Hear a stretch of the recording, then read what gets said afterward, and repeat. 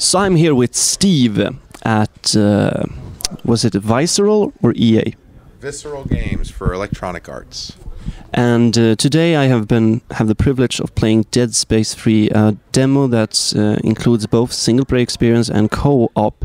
You have been promoting the co-op experience a lot, but how much will the single-player experience vary from the previous installments?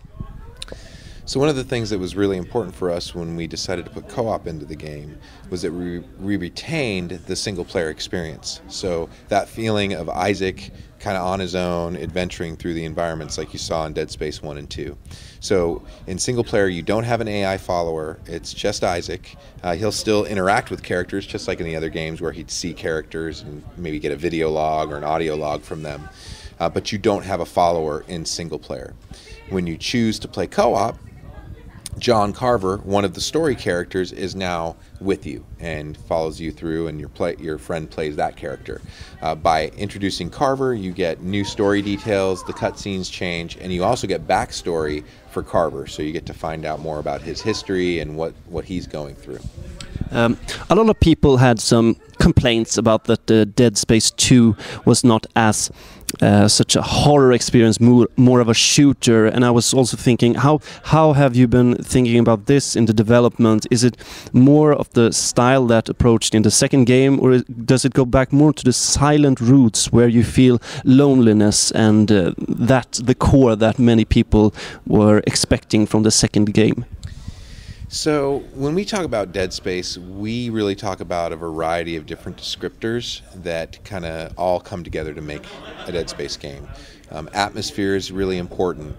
Tension, thrills, terror, horror, action, sound, all of those things need to work together to make a Dead Space game. So we have those elements in all of the games that we make. But our story really dictates the overall feel of the game.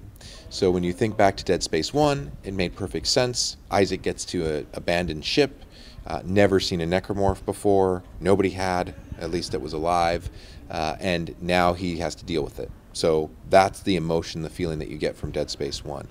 Dead Space 2, if you recall the story, really set it up in a different way. Isaac was incarcerated, he was a prisoner, he broke out in the middle of an epidemic, and now he needed to, again, try to survive, but he's one of the only people ever that's faced off against these things, so he's a little bit more capable. With Dead Space 3, he's the reluctant hero. He doesn't want to get involved with what's going on, but he gets dragged into this new adventure because these people have asked him to help them locate Ellie Langford. So really, as much as you ask about how much horror are you going to add, how much terror are you going to add, it's really about what the story dictates. That's where we start and that's where we end in terms of what we're doing with the game, and those descriptors really help guide and influence what we're going to do. And the environment has always been an important part. We have seen the frozen ice planet, but what more environments will we be able to see in Dead Space 3? Well, right at the beginning, you get to see a new place called the New Horizons Lunar Colony. That's where Isaac is kind of laying low. And then throughout Act 1, you get to experience the Lost Flotilla, which is a ship graveyard that is in orbit above Tau Volantis.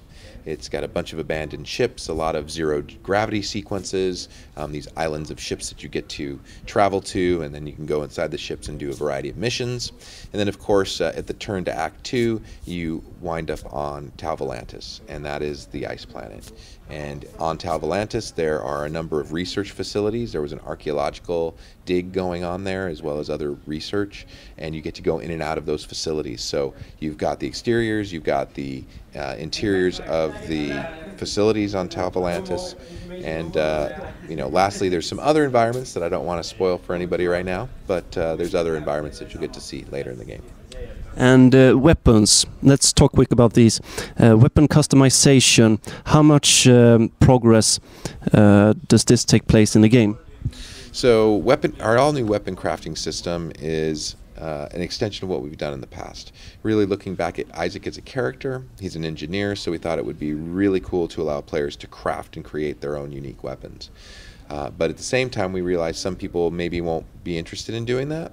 So within the weapon crafting system, you can also just purchase blueprints, which give you access to weapons. So if you're the kind of person that really wants to make your own flamethrower ripper, you can do that. If you're the kind of person that's just like, I just want to buy a plasma cutter, you can do that too. Awesome.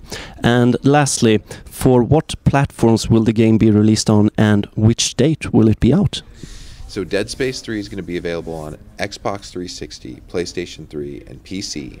And it's going to be available here February 7th, 2013. And there you have it at Power Gamer. Thank you for watching.